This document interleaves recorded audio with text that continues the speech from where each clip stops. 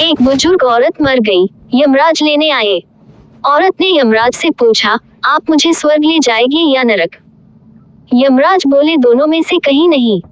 तुमने इस जन्म में बहुत ही अच्छे कर्म किए हैं, इसलिए मैं तुम्हें सीधे प्रभु के धाम ले जा रहा हूँ।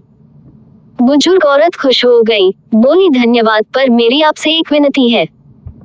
मैंने यहाँ धरती पर सबसे बहुत स्वर्ग नरक के बारे में सुना है, मैं एक बार इन दोनों जगहों को देखना चाहती हूँ। यमराज बोले, तुम्हारे कर्म अच्छे हैं, इसलिए मैं तुम्हारी ये इच्छा पूरी करता हूँ। चलो हम स्वर्ग और नरक के रास्ते से होते हुए प्रभु के धाम चलेंगे।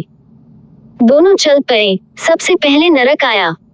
नरक में बुजुर्ग औरत ने जोर जोर से लोगों के रोने की आवाज सुनी।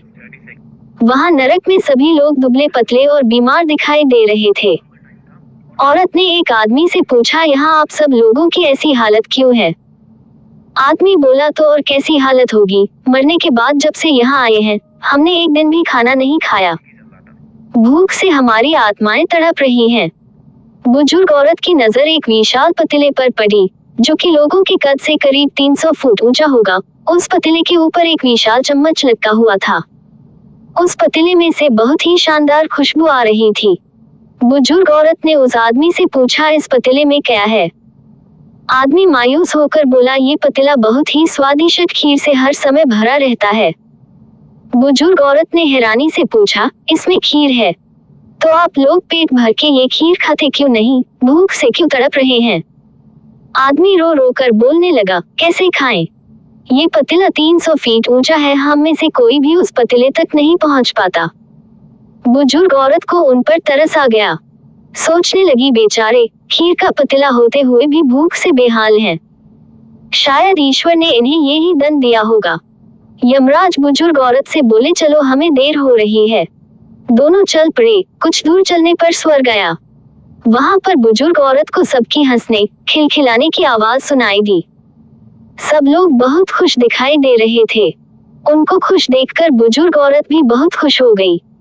पर वहां स्वर्ग में भी बुजुर्ग औरत की नजर वैसे ही 300 फुट ऊंचे पतीले पर पड़ी जैसा नरक में था। उसके ऊपर भी वैसा ही चम्मच लटका हुआ था। बुजुर्ग औरत ने वहां लोगों से पूछा, इस पतीले में क्या है? स्वर्ग के लोग बोले कि इसमें बहुत टेस्टी खीर है। बुजुर्ग औरत हैरान हो गई। उनसे बोली, पर यह पतीला तो 300 फीट ऊंचा है, आप लोग तो इस तक पहुंच ही नहीं पाते होंगे।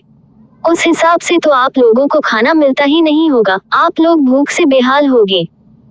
पर मुझे तो आप सभी इतने खुश लग रहे हो, ऐसे कैसे?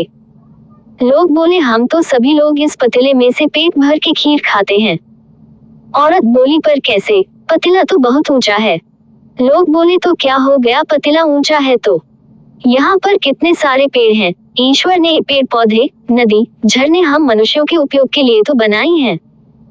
हमने इन पेड़ों की लकड़ी ली, उसको काटा, फिर लकड़ियों के टुकड़ों को जोड़ के विशाल सीढ़ी का निर्माण किया। उस लकड़ी की सीढ़ी के सहारे हम पतीले तक पहुंचते हैं और सब मिलकर खीर का आनंद लेते हैं। बुजुर्ग औरत यमराज की तरफ देखने लगी। यमराज मुस्कुराए बोले, ईश्वर ने स्वर्ग और नरक मनुष्यों के हाथों में ही सौंप रखा है। चाहे तो अपने लिए नरक बना ले, चाहे तो अपने लिए स्वर्ग। ईश्वर ने सबको एक समान हालातों में डाला है। उसके लिए उसके सभी बच्चे एक समान हैं, वो किसी से भेदभाव नहीं करता। वहां नरक में भी पेड़ पौधे सब थे, पर वो लोग खुद ही आलसी हैं। उन्हें खीर हाथ में चाहिए, वो कोई कर्म नहीं करना चाहते, कोई मेहनत नहीं करना चाहते, इसलिए भूख से बेहाल हैं। कहो कि यही तो ईश्वर की बनाए इस दुनिया का नियम है। जो कर्म करेगा, मेहनत करेगा, उसी को मीठा फल खाने को मिलेगा।